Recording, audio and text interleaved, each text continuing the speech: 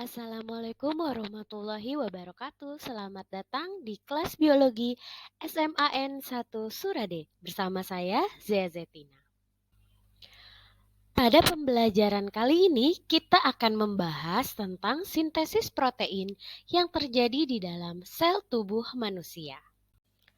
Sintesis protein adalah proses pembentukan protein melalui sintesis asam amino yang ada di dalam sel.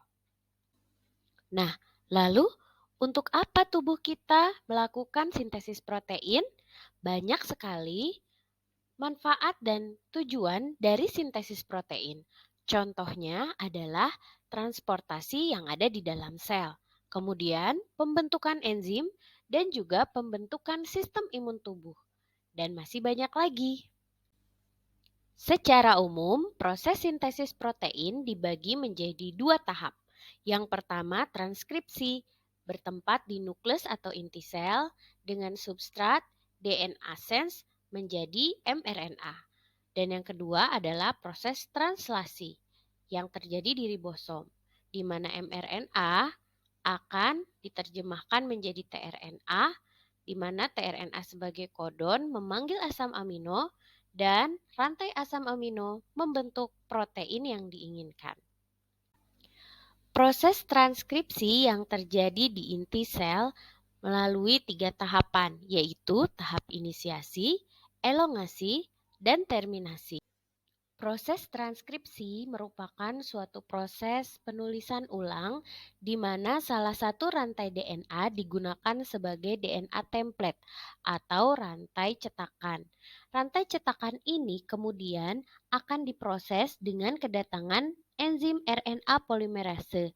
Lalu enzim ini akan menginisiasi proses transkripsi dan membentuk messenger RNA atau yang kita kenal dengan mRNA.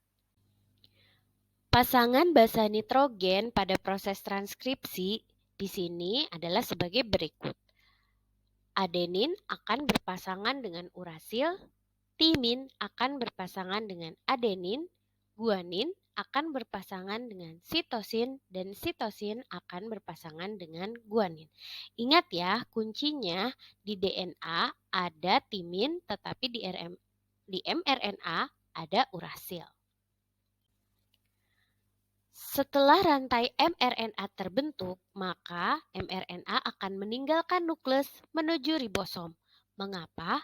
Karena di ribosomlah proses pembentukan protein akan diselesaikan.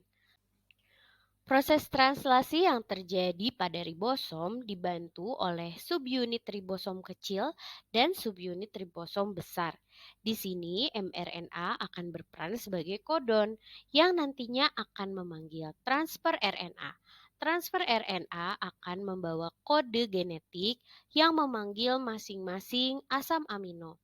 Misalnya AUG. AUG adalah kode asam amino untuk metionin. Kemudian selanjutnya basa nitrogen akan dapat memanggil masing-masing asam amino. Setiap 3 basa nitrogen yang kita panggil atau kita sebut sebagai kodon. Nanti kalian bisa mempelajari bagaimana triplet kodon mengkode sebuah asam amino dalam cakram kodon. Nah, ini merupakan cakram kodon. Bagaimana kalian membacanya? Pertama-tama kalian lihat kode yang ada pada kodon. Misalnya UAA. UAA baca dari lingkaran yang paling dalam ya. U yang warna kuning, kemudian dari lurusan U ini kalian lurus ke A yang biru dan ke paling luar A yang biru lagi. Sehingga UAA di sini mengkodekan kodon stop atau stop kodon yang akan menghentikan proses terjadinya sintesis protein. Pasangan basa nitrogen pada saat translasi ada di antara kodon dan antikodon, yaitu adenin akan berpasangan dengan urasil atau sebaliknya, dan guanin akan berpasangan dengan sitosin ataupun sebaliknya.